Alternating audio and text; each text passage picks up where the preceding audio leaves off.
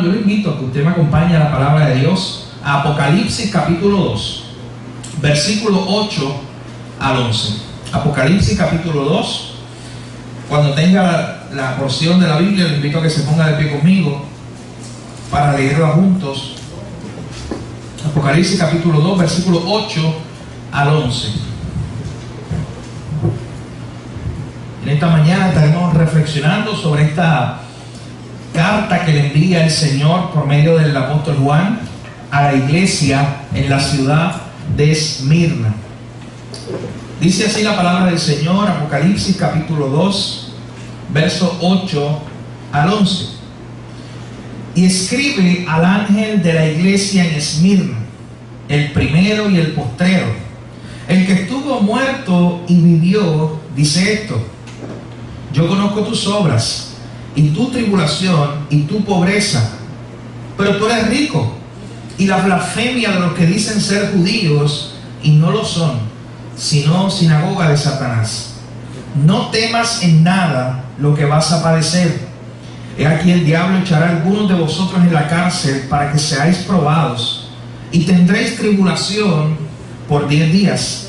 Sé fiel hasta la muerte, y yo te daré la corona de la vida. El que tiene oído, oiga lo que el Espíritu dice a las iglesias. El que venciere no sufrirá daño de la segunda muerte. Señor, gracias por tu palabra. Te pedimos que nos hables a través de ella en esta mañana. Tu palabra nos exhorta, nos edifica, nos guía, Señor. Y te pedimos que hoy sea un día, Señor, donde podamos meditar en ella, ser transformados por medio de ella, Señor. Gracias te damos por esta oportunidad y este tiempo. En tu nombre, Jesús, te lo pedimos todo. Amén. Mi hermano, en esta mañana nosotros vamos a reflexionar sobre las verdades de la palabra de Dios que aparecen aquí, dirigidas a esta iglesia en la ciudad de Esmirna. Comenzar un nuevo año, mis hermanos, siempre es un reto. Comenzar un nuevo año siempre es un reto, porque no sabemos nosotros qué traerá. No sabemos a qué prueba nos vamos a enfrentar. No sabemos qué tribulaciones hay en el camino, quizás para cada uno de nosotros. En una ocasión, en el año 1892, Charles Spurgeon, el gran predicador inglés, comenzó a dirigirse a un grupo de personas porque le dijeron: oye, exhórtanos con unas palabras del Señor para este nuevo año. Era enero de 1892. Y él comenzó a hablar, y una de las cosas que él decía era que él le daba gracias a Dios porque nosotros, al ser humano, no se le dio el poder de ver el futuro. Él decía: yo agradezco a Dios porque dentro de las cosas y la forma en que Dios hizo al hombre, no le dio esa capacidad. Qué bueno que Dios se reservó para sí el ver el futuro. Y él decía: oye, es que eso es muy importante que nosotros lo tengamos claro y agradezcamos a Dios por eso. Porque imagínense, usted y yo no supiéramos manejar toda esa información del futuro. Imagínense por un segundo si usted supiera que este año usted va a enfrentar una crisis en su familia, una crisis de enfermedad, una crisis en tu trabajo o cualquier otra cosa. Usted estaría tentado a tratar de como que brincar esa parte, como que tratar de no coger esas pruebas grandes que han venido a su vida. Pero mi hermano, qué bueno que usted no tiene ese poder, y que al contrario, usted lo único que hace es descansar en un Dios que sí tiene ese poder, que sí conoce la historia, que sí conoce el futuro. Así que Spurgeon comenzaba esa exhortación, esa predicación allá en enero de 1892, hablando de eso, diciendo: qué bueno que nosotros no sabemos el futuro, pero confiamos en un Dios que sí lo sabe. Y mi hermano, un mes después, febrero de 1892, Spurgeon murió. Entonces noten qué interesante, que él no sabía lo que venía en el año. Él simplemente se proyectaba. Ese año era el año que Dios ya había determinado así, que él se iba a ir a su presencia. Pero es importante cada vez que nosotros hacemos un cambio de año, que nosotros reflexionemos, mi hermano, porque como les decía hace unos minutos, siempre es un reto cuando comienza un nuevo año. Y como mencionábamos, no sabemos qué pasará o qué nos traerá, pero sí el cristiano, el creyente, tiene la certeza de quién lo acompañará en cada paso. Usted quizás no sabe lo que pase de aquí a algunos meses, pero usted como creyente sabe que el Señor estará con usted. La iglesia, mi hermano, en este año 2020 pasado, un año muy difícil quizás para algunos, y en términos mundiales también un año muy difícil, la iglesia no ha estado a la deriva durante este tiempo. Al contrario, Dios ha seguido edificando su iglesia. Hay iglesias, muchas iglesias que se han abierto, hay muchos pecadores que han sido salvos por la gracia de Dios. O sea, el Señor ha continuado su obra.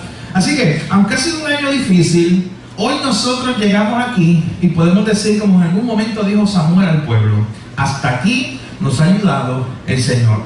Hasta aquí nos ha traído el Señor, y podemos mirar el año pasado y darle gracias a Dios, porque a pesar de lo difícil que fue, Dios estuvo con nosotros.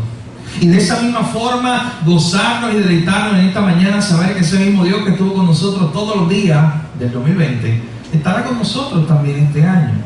Así que, mi hermano, nuestro gozo y deleite. Y qué mejor manera de nosotros comenzar este año nuevo que meditando en el cuidado providencial de Dios a su iglesia. Eso es lo que vamos a ver basado aquí en Apocalipsis capítulo 2, versos 8 al 11. El cuidado providencial que tiene Dios por su iglesia, por los suyos. Y noten que cuando hablo de iglesia y del cuidado que tiene Dios por su iglesia, no hablo del edificio, de la estructura, hablo de ti y de mí, como iglesia del Señor. Así que eso es lo que veremos en esta mañana, basado en este pasaje de una carta que le envía Dios a través del apóstol Juan a la iglesia en Esmirna. Y nosotros veremos tres principios en esta mañana. Número uno, basados en este pasaje, veremos que el Señor conoce a su iglesia. Número dos, veremos cómo el Señor alienta, conforta o anima a su iglesia. Y número tres, veremos cómo el Señor le promete la victoria a su iglesia. Este libro de Apocalipsis, mis hermanos, lo escribió el apóstol Juan, el último de los apóstoles en morir, más o menos entre el año 94 y 96 después de Cristo. Fue el último libro que se escribió de nuestro Nuevo Testamento.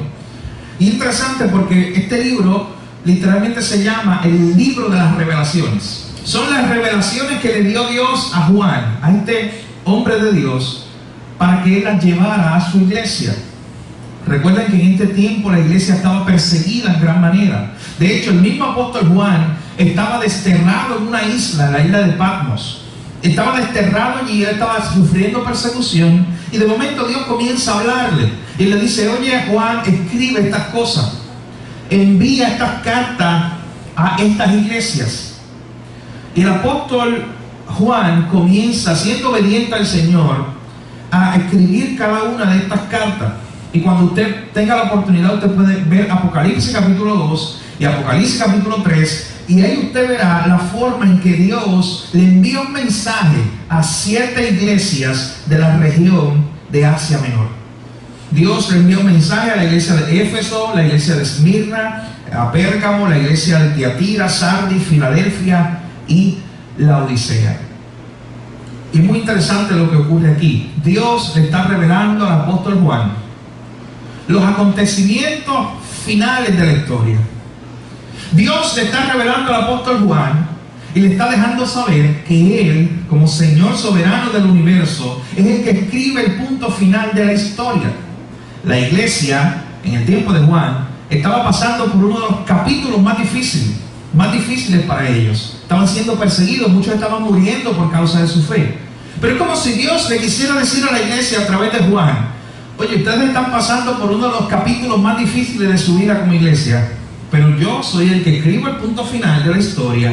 Y cuando tú y yo vemos el punto final de la historia en el libro de Apocalipsis, tenemos una imagen hermosa del Cordero que venció, de esa iglesia reunida alrededor del Cordero, adorando al Señor y glorificando el nombre de Dios. Así que aunque la iglesia estaba pasando por un capítulo difícil, Dios les estaba mostrando que Él era el que tenía el punto final de la historia. Y eso es importante que nosotros lo sepamos hoy, porque si Dios te permite vivir unos años más, quizás hasta el 2030, 40, 2050 o más, es probable que muchas personas que quisieran, como cuando miren al pasado, quisieran simplemente como quitar el 2020. Como decir: oye, esto fue como un paréntesis. Este año como que se salió de control. Incluso usted sabe que en la cultura popular muchas imágenes que han corrido incluso por redes sociales con esta idea de marzo ya, oye, que se acabe ya el 2020, por lo difícil que fue, quizás por las pruebas que trajo. Así que, en términos generales, esto es un año que para muchas personas lo van a ver como un año que, si fuera posible, vamos a quitarlo de la historia del calendario. Mi hermano, pero tú y yo como creyentes sabemos que aunque no entendamos muchas cosas de lo que ocurrió en el 2020, que aunque fue muy difícil quizás para muchos de nosotros, nuestro Dios es el que escribe el final de la historia. Nuestro Dios, a pesar del capítulo difícil del 2020, al final de cuentas es el que tiene la última palabra y en Él nosotros descansamos. Así que nosotros, como le dije en esta mañana, queremos ver ese mensaje que Dios le envía a la iglesia en Esmirna y ver qué nos tiene que decir el Señor a nosotros hoy. Así que veamos rápidamente, acompáñame en el verso 8. Lo primero que vamos a ver es el receptor y el emisor de esta carta. Recuerden que estas son cartas que el Señor está escribiendo por medio de Juan el Apóstol, para que Juan el Apóstol se dirija a estas iglesias y estas iglesias pudieran leerlas y discutirlas. Miren lo que dice la palabra del Señor acá en el verso 8. Escribe al ángel de la iglesia en Esmirna, el primero y el postrero, el que estuvo muerto y vivió, dice esto. Mi hermano, aquí se presenta el receptor de la carta primeramente.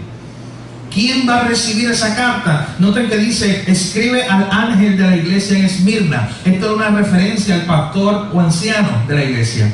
La idea era que Juan le escribiera esta carta al pastor para que el pastor el próximo domingo o la próxima reunión reuniera a la iglesia y ellos escucharan las palabras del Señor. ¿Qué el Señor les quería decir? Así que noten que el receptor es el pastor de la iglesia y quien escribe la carta, ¿quién es el emisor? Miren la última línea del verso 8, cómo se describe. El primero y el postrero, el que estuvo muerto y vivió, les dice esto. Así que noten que es Jesucristo mismo, utilizando sus títulos o sus atributos, el que dirige esta carta a la iglesia. Pero imagínense por un momento, yo le decía a los hermanos en el primer servicio esta mañana, que imaginémonos por un momento el gozo de esta iglesia allá en la ciudad de Esmirna, en Asia Menor, cuando de momento llega el pastor al servicio y le dice, Jesús, el Señor, nuestro Dios, nos ha enviado una carta, por medio de su apóstol Juan nos ha dejado un escrito. Y esa iglesia entonces comienza a escuchar lo que Dios le tenía que decir a ellos. Y lo más hermoso es que es como fue el Espíritu Santo el que inspiró esta carta. Nosotros, no solamente fue una bendición para la iglesia de Esmirna hace 2000 años, sino que también hoy tú y yo podemos deleitarnos, gozarnos con las verdades que están presentadas ahí. Noten esa línea cuando Jesús se presenta como el primero y el postrero. Usted sabe que eso es una declaración contundente de que Jesús es Dios, de que Jesús no era simplemente un carpintero más allá, un filósofo o algún revolucionario judío, como algunos quieren hacernos ver. Porque Jesús utiliza para sí un título, el primero y el postrero, un título que solamente es un título de Dios. En el Antiguo Testamento, por ejemplo, en Isaías 44:6, usted ve esa verdad cuando Dios le dice al pueblo a través de Isaías, yo soy el primero y yo soy el postrero y fuera de mí no hay otro Dios. Esta es la misma idea que el mismo Jesús en este libro de Apocalipsis capítulo 1 verso 17 dice, cuando Él se presenta como el alfa y el omega, la primera letra del abecedario griego y la última. Y a veces tú y yo utilizamos eso aún en el lenguaje popular, el alfa y el omega, y no nos detenemos a pensar la idea que Jesús está diciendo ahí, cuando Él se presenta como el primero y el último. Mi hermano, ¿qué le está diciendo? No hay otro. No busques nada ni antes ni después de mí ni en el medio, no hay otro. Yo soy el primero y yo soy el último. Yo soy el que estaba muerto, el que crucificaron, pero yo soy también el que resucitó. Y yo, su Señor, su Dios, les escribo esto. Así que noten cómo el Señor comienza a dirigirse a esta iglesia. Y como les decía en la introducción, veremos tres cosas. Número 1, basado en el verso 9, el Señor conoce a su iglesia. Miren lo primero que aprendemos, mi hermano, de esta carta que el Señor le envía a la iglesia de Esmirna. El Señor conoce a su iglesia. Noten esa primera línea del verso 9, esa frase, yo conozco.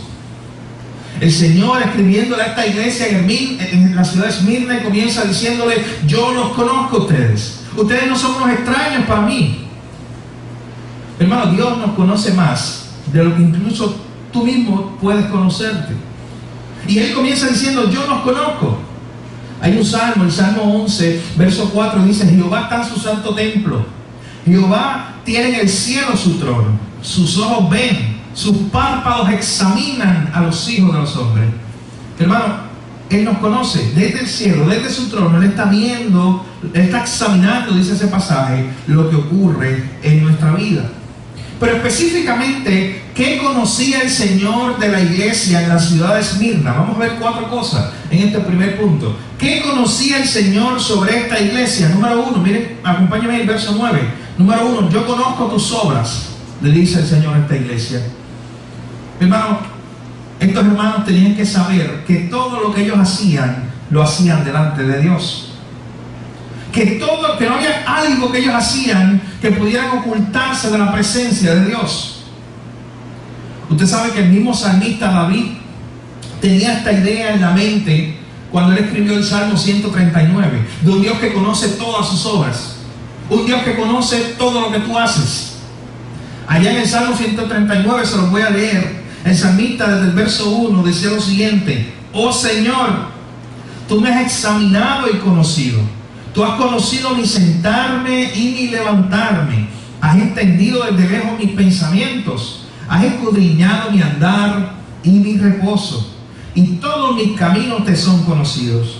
Pues aún no está la palabra en mi lengua. Y aquí, oh Jehová, tú la sabes toda. Detrás y delante me rodeaste y sobre mí pusiste tu mano.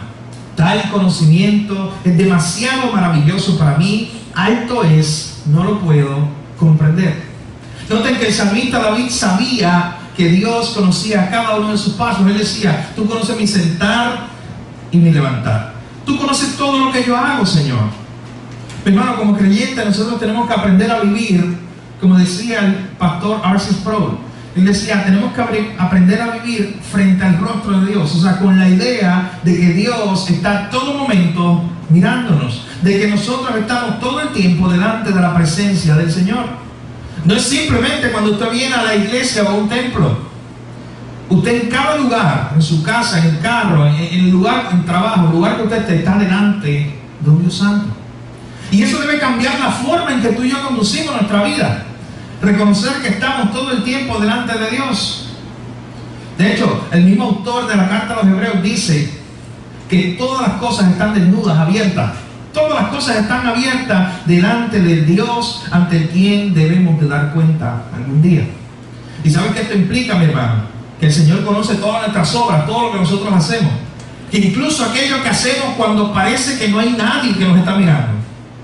Que incluso cuando tenemos esa tentación en el trabajo de hacer algo que no debemos hacer, de firmar un reporte que no debemos firmar, que sabemos que no es ético, que no está bien, que es pecado, que es una mentira lo que estamos haciendo.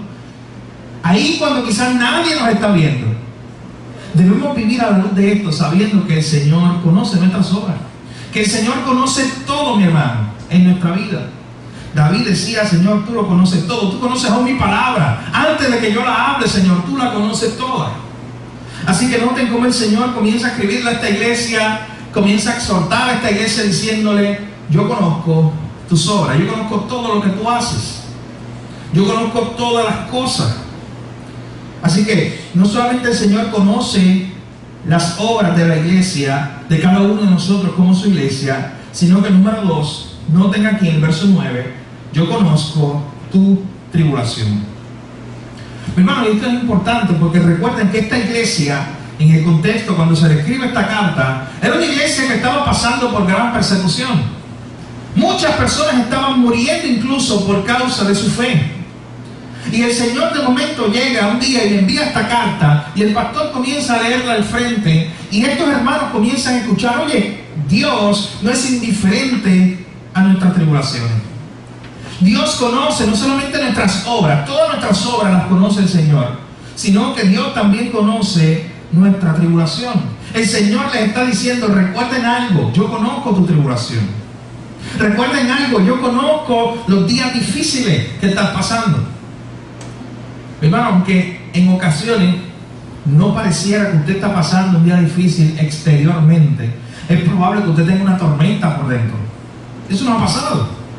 Que nadie, incluso humanamente hablando, lo sepa. Ni los más allegados a nosotros, pero Dios sí lo sabe. Dice el texto: yo conozco tu tribulación. El Señor conocía la tribulación por la cual estaba pasando esta iglesia. Mi hermano, el Señor conoce cada una de las pruebas que hemos pasado este año pasado, 2020. El Señor conoce las pruebas que estamos pasando hoy, la tribulación que estamos pasando hoy. Y qué bueno y qué gozo para mi alma y tu alma en esta mañana saber que Él conoce todas las tribulaciones, pruebas que vendrán en este próximo año. Él las conoce. Él sabe, mi hermano, cada situación que tú y yo vamos a enfrentar en este próximo año. Así que el Señor conoce tus obras, le dice a esta iglesia. El Señor conoce no solamente tus obras, le dice a la iglesia de Esmirna: yo también conozco tu tribulación, tu carga, tus pruebas. Esto, el mismo salmista David también conocía esta verdad. Usted recuerda el Salmo 23, verso 4, específicamente una línea que dice: aunque ande en valle de sombra de muerte, no temeré mal alguno, porque tú estarás conmigo. O sea, David sabía que Dios conocía su tribulación. Mi hermano, tú y yo debemos descansar en esta verdad en esta mañana, sabiendo primeramente que Dios conoce como iglesia todas nuestras obras, que Dios conoce todas nuestras tribulaciones. Número 3, aquí en el verso 9. No solamente Dios, el Señor le dice: yo conozco tus obras, yo conozco tu tribulación. Noten también este tercer punto, en este primer encabezado: yo conozco tu pobreza. Mi hermano, Dios conocía la necesidad de esta iglesia. Dios conoce nuestras necesidades.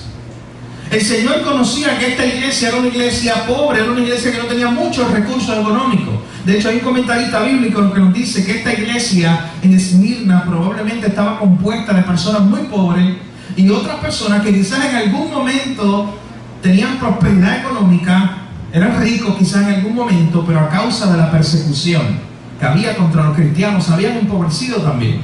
Así que era una iglesia muy pobre y de pocos recursos económicos. Pero noten este hermoso paréntesis que aparece ahí en el verso 9. El Señor les está diciendo: yo conozco tu pobreza, tus necesidades, pero quiero recordarte algo: tú eres rico. Y miren qué importante es esto, mi hermano. Sabemos que no hay ninguna connotación a riqueza material en este pasaje. Es una iglesia pobre, es una iglesia que no tiene recursos económicos. ¿Por qué Jesús le dice: yo conozco tu pobreza, pero quiero decirte algo, recuerda, tú eres rico? Hermano, porque él, en otras palabras, Él está diciendo: ustedes son pobres materialmente, pero son ricos en mí. Ustedes tienen necesidad material, pero si me tienen a mí, lo tienen todo. Así que ustedes son ricos.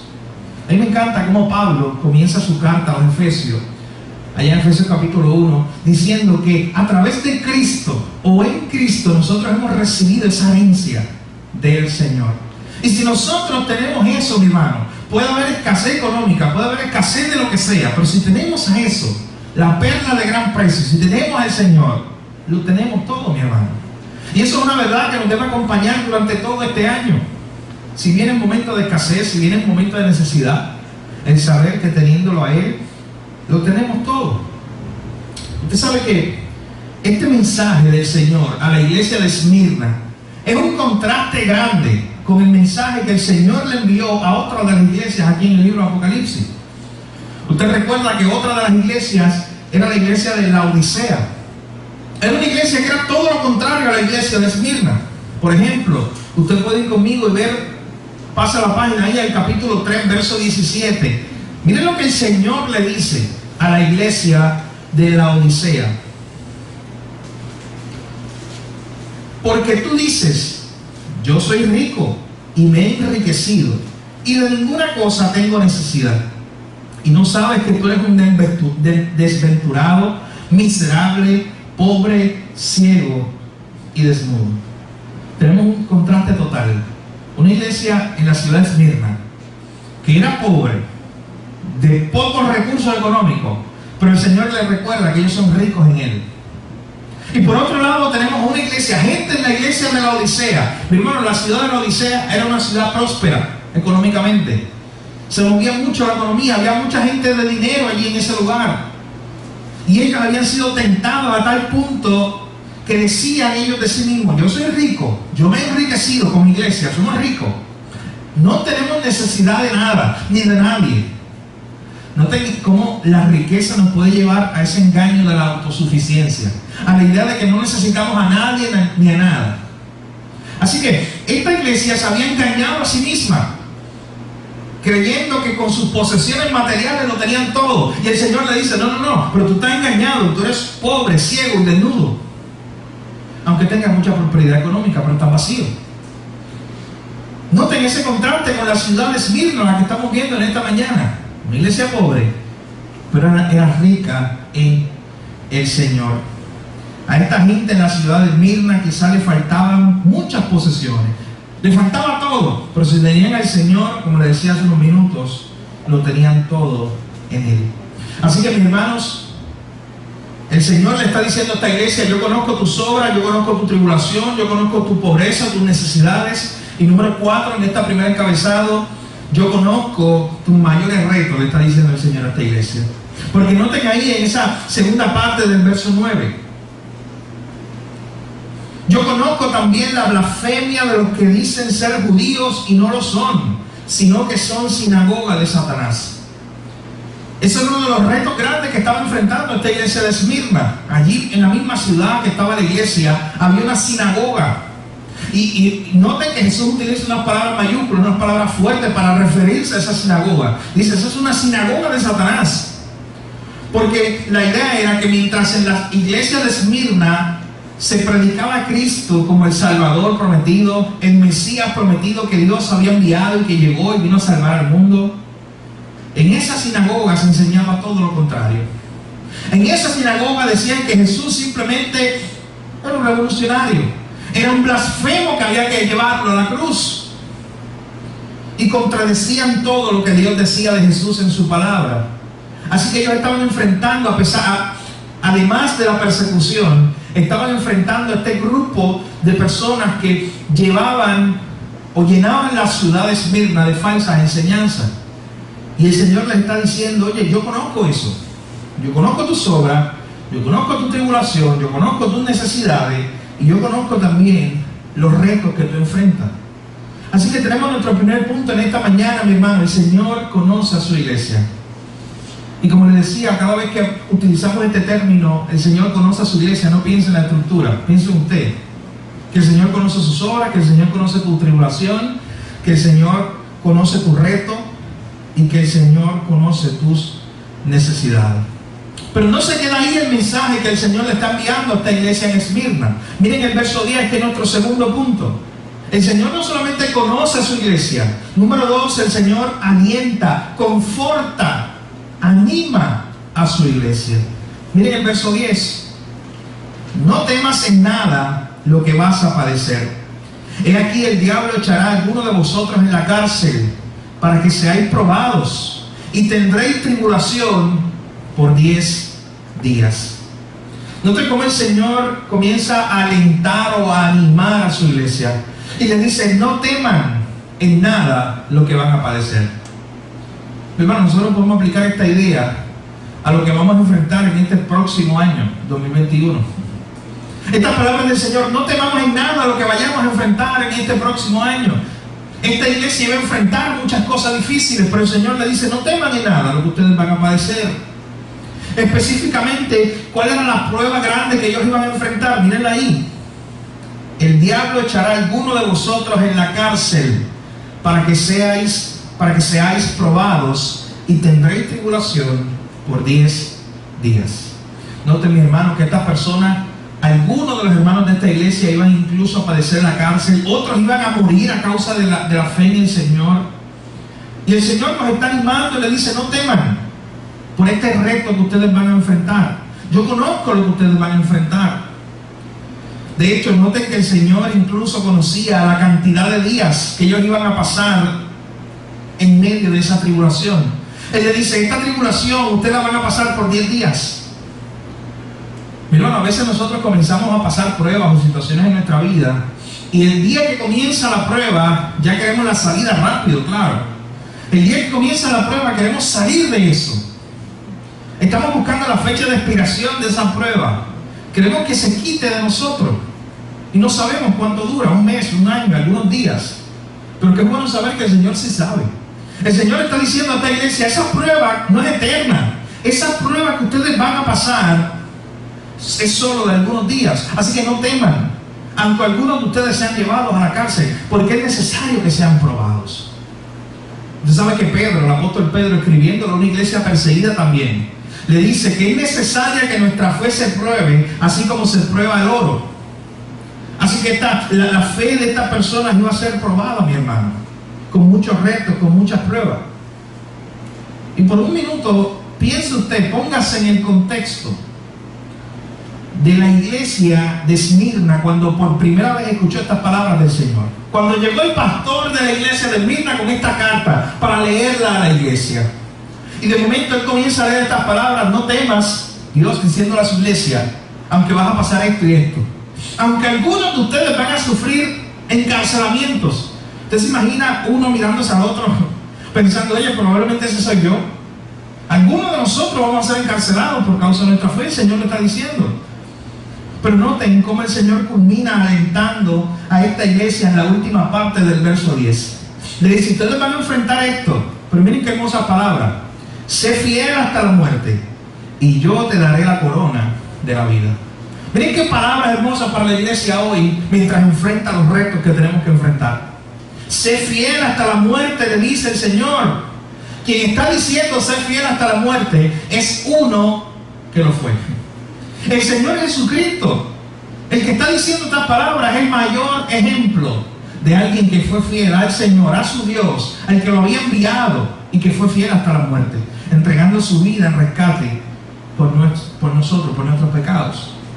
Así que noten cómo el Señor anima a esta iglesia, alienta, exhorta a esta iglesia y le dice, sé fiel hasta la muerte. No importa lo que venga, iglesia, manténganse fiel en el Señor. Es lo que le está diciendo el hermano, Jesús a esta iglesia, a los hermanos en Esmirna. Y aquí hay una aplicación muy importante para nosotros hoy también, mis hermanos. Porque no sabemos qué retos vendrán como familia, como iglesia este año. Y usted sabe que cada vez la presión es más grande incluso en contra de la iglesia. El llamado, mis hermanos, es a ser fiel hasta que incluso no cueste la vida. Sé fiel hasta la muerte, nos dice el Señor, y yo te daré la corona de la vida. Usted sabe que en la ciudad de Esmirna incluso ha encontrado una moneda con una inscripción de unas coronas. Era para ellos una temática muy importante en la ciudad. Algunas edificaciones antiguas de la región estaban con forma de corona. Y el Señor lo que le está diciendo es que Él les va a dar la corona verdadera, la corona de vida eterna. También en la región, usted sabe, en la antigüedad se jugaban estos juegos donde el ganador le daban una guirnalda o una corona de laurel y lo paseaban por la ciudad y tenía su día de gloria. Pero el Señor está prometiendo una corona de vida eterna. Así que noten el llamado: sé fiel hasta la muerte. Mi hermano, que como creyentes esa sea una de nuestras mayores metas durante este 2021. Ser fieles al Señor sin importar las consecuencias. Ser fieles al Señor aunque incluso haya consecuencias en nuestra vida. Sobre todas las cosas, ora al Señor que tú puedas tener fidelidad a Él.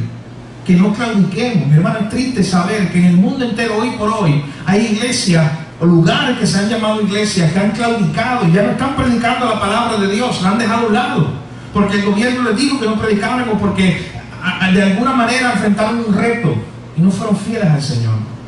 Que el Señor nos ayude. Mi hermano, tú no puedes ser fiel por tu propia fuerza. Pedro lo intentó y fracasó. El apóstol Pedro, en una ocasión, el Señor Jesucristo le dijo: oye, es necesario que yo vaya a Jerusalén y allí voy a morir. Y usted sabe que Pedro fue el primero que dijo. De hecho, Jesús dijo: oye, incluso algunos de ustedes me van a abandonar. Y Pedro fue el primero que dijo: Señor, yo no. Yo voy a ser fiel a ti si tengo que ir a la cárcel. Incluso le dice Pedro en los evangelios: yo voy a ser fiel a ti si tengo que morir. Esas fueron sus palabras, pero no sus acciones. Cuando llegó la hora de la verdad, usted sabe lo que ocurrió. Pedro no fue fiel al Señor, al contrario, Pedro negó 3 veces al Señor. Y aunque el Señor tuvo gracia y después lo restituyó, Es para nosotros eso un ejemplo, mi hermano, de cuidarnos de ese tipo de altivez o soberbia que tuvo Pedro en una ocasión, de pensar que nosotros por nuestra propia fuerza vamos a ser los más fieles al Señor cuando vengan los retos, cuando no es así. Usted tiene que depender de la fuerza y del poder del Espíritu Santo en su vida para que lo ayude a mantenerse fiel, mi hermano. Yo no puedo ser fiel al Señor por mi propia fuerza, somos muy débiles para eso. Necesitamos depender del Señor. Así que número uno, hemos visto en esta mañana cómo el Señor conoce a su iglesia. El Señor le dice a esta iglesia en Esmirna: yo los conozco sus obras, conozco sus tribulaciones, conozco sus necesidades, conozco sus mayores retos. Número dos, vemos cómo el Señor alienta, anima o exhorta a su iglesia. Y le dice: yo los animo y los exhorto a ser fieles hasta la muerte incluso. No teman aunque vayan a padecer todo lo que vayan a padecer. Y número tres, para terminar, verso 11. El Señor le promete la victoria a su iglesia. Noten ese verso 11: el que tiene oído, oiga lo que el Espíritu dice a la iglesia. El que venciere no sufrirá daño de la segunda muerte. Mi hermano, usted sabe que es probable que algunos de estos hermanos en Esmirna, a los cuales se les dirigió esta carta, hayan muerto por causa de su fe en Jesús. Pero noten lo que cómo Jesús está culminando su carta. Él les está diciendo: el que venciere, el que sea fiel hasta la muerte, no sufrirá daño de la segunda muerte.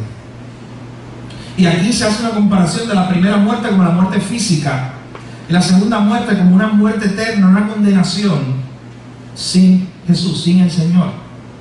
Así que, aunque algunos de estos hermanos en la ciudad de Esmirna, es probable que ellos padecieran, que ellos sufrieran por causa de su fe, incluso la muerte física, el Señor les está recordando que como Él venció la muerte, que como la tumba en Jerusalén está vacía, estuvo vacía ahí el tercer día, Él ahora los podría librar de esa segunda muerte, de esa condenación eterna sin el Señor. Que ellos ahora podían resucitar y tener esa esperanza de la resurrección. El Señor les está diciendo: al que venciere, ese no sufrirá daño de la segunda muerte. Mi hermano, el Señor le está prometiendo la victoria a su iglesia. Recordemos el contexto: esta iglesia estaba pasando muchas pruebas, muchas dificultades, muchos capítulos difíciles. El Señor los está llevando a través de este libro de Apocalipsis a que vean el final de la historia, donde Dios se presenta como el vencedor, como el que venció el mundo, el que venció la muerte, el que venció el pecado. Y esa victoria ahora puede ser de su iglesia, lo que le está diciendo el Señor aquí. Usted sabe que en Mateo capítulo 16, verso 18, Jesucristo, hablándole a Pedro, en una ocasión le dice: Pedro, sobre esta roca edificaré mi iglesia, y las puertas del Hades no prevalecerán contra ella. Usted sabe que esas palabras son una descripción de que el enemigo, incluso con todo su poder, no puede prevalecer contra la iglesia de Dios, que al final la victoria es de Dios. También el mismo apóstol Juan escribe en una de sus cartas, y permítame leérselo, en 1 de Juan capítulo 5, versos 4 al 5. Juan dice: porque todo lo que es nacido de Dios vence al mundo, y esta es la victoria que ha vencido al mundo, nuestra fe. ¿Quién es el que vence al mundo sino el que cree que Jesús es el Hijo de Dios? El mismo Juan está presentando a los creyentes como vencedores en el Señor. Y por último, el apóstol Pablo también presenta a los creyentes como vencedores. Mira lo que dice Romanos capítulo 8, versos 34 al 37. ¿Quién es el que condenará? Cristo es el que murió, más aún el que también resucitó, el que además está a la diestra de Dios, el que también intercede por nosotros. ¿Quién nos separará del amor de Cristo? ¿Tribulación, angustia o persecución, o hambre o desnudez o peligro o espada? Como está escrito: somos contados como ovejas de matadero. Y escuche bien ahora este verso: antes, en todas estas cosas somos más que vencedores por medio de aquel que nos ama. Hermano, la victoria al final es de la iglesia, no por sus recursos, no porque sea la iglesia más grande, la iglesia más bonita, la iglesia con más dinero. La victoria al final es de la iglesia porque el Señor, que ha vencido la muerte y el pecado, le ha prometido la victoria a su iglesia. Así que por eso Pablo dice que como creyentes nosotros somos más que vencedores. No porque tú y yo hayamos vencido nosotros por nuestra fuerza, sino porque Él, el Señor, venció el pecado, venció la muerte y venció el mundo. Y qué bueno saber para nosotros hoy que a pesar de todos los retos que enfrentamos y que enfrentaremos en este nuevo año, al final la victoria del Señor. Qué bueno nosotros conocer eso y recordar esa verdad, mis hermanos, en esta mañana. En esta mañana, mientras hemos estado viendo esta carta del Señor a la iglesia de Esmirna, donde Él les recordó que Él los conocía, que Él no era indiferente a las necesidades de ellos, a las tribulaciones de ellos, donde Él también los alentaba y los animaba a ser fieles, a no temer, incluso cuando enfrentaran retos, y donde Él al final le prometía la victoria a todos aquellos que vencieran en Él. Como iglesia, mi hermano, en esta mañana podemos tomar ánimo de este mensaje que Dios le envió a esta iglesia hermana allá en Esmirna. Los creyentes en esa ciudad, luego de escuchar este mensaje, mis hermanos, de seguro pasarían por grandes pruebas, pero ellos podían vivir confiados porque aquel que había vencido al mundo estaría con ellos todos los días hasta el fin, como Él lo había prometido. Y esa es nuestra esperanza también como creyentes hoy. No sabemos lo que venga, mi hermano, este 2021, pero nuestra esperanza no está en lo que venga este 2021, en el azar. Nuestra esperanza está en el Señor. Nosotros descansamos en Él. Y qué bueno que podamos comenzar este año recordando estas tres cosas: que el Señor nos conoce, todo, nuestras necesidades, nuestra tribulación, todo lo que estamos enfrentando, el Señor nos conoce. En segundo lugar, que el Señor también nos está exhortando, animando a ser fieles. Y en tercer lugar, que el Señor nos ha prometido la victoria, no por nuestra fuerza, como decía, sino porque Él venció, y ahora en Cristo somos nosotros más que vencedores. Mi hermana, que con eso en mente nosotros podamos comenzar este nuevo año 2021 con la bendición del Señor y con la ayuda del Señor, sin importar los retos que aparezcan en el camino, sabiendo que ya la victoria es de Él y nosotros participamos de esa victoria por medio de Jesucristo. Permítame orar. Señor, gracias por tu palabra. Gracias porque a través de ella somos edificados, guiados, Señor, exhortados. Te pedimos en esta mañana que grabes en nuestros corazones y en nuestra mente todas estas enseñanzas, Señor. Que podamos vivir a la luz de ellas. Gracias, Señor, porque nos recordaste hoy que tú conoces tu iglesia. Señor, que tú no eres indiferente a las necesidades, a la tribulación de tu iglesia. Oh, Señor, pero que también recordemos que todo lo que hacemos, Señor, lo hacemos como delante de ti, porque tú también conoces todas nuestras obras, nuestro sentar y nuestro levantar. Que conduzcamos nuestra vida a la luz de eso, Señor, sabiendo que todo debemos hacerlo para tu gloria. Señor, gracias porque tú también nos alientas, nos das ánimo en esta lucha que estamos viviendo como iglesia, como hijos tuyos. Tú, Señor, nos exhortas a ser fieles hasta la muerte. Señor, y gracias porque al final sabemos que la victoria es tuya. Tú venciste el pecado, tú venciste el mundo, tú venciste la muerte, y en ti somos más que vencedores. Señor, ayúdanos a enfrentar este nuevo año, este nuevo 2021, con todos los retos que vengan, con todas las tribulaciones y pruebas que vengan, Señor. Porque si te tenemos a ti, si estamos contigo, lo tenemos todo, Señor. Sabemos que no estaremos solos, que tú estarás con nosotros todos los días hasta el fin, porque así lo prometiste. Padre, gracias por tu palabra en esta mañana y por tu iglesia. Permite que la podamos poner en práctica y enseñar y compartir también a otros. Gracias, Jesús. En tu nombre te lo pedimos todo. Amén.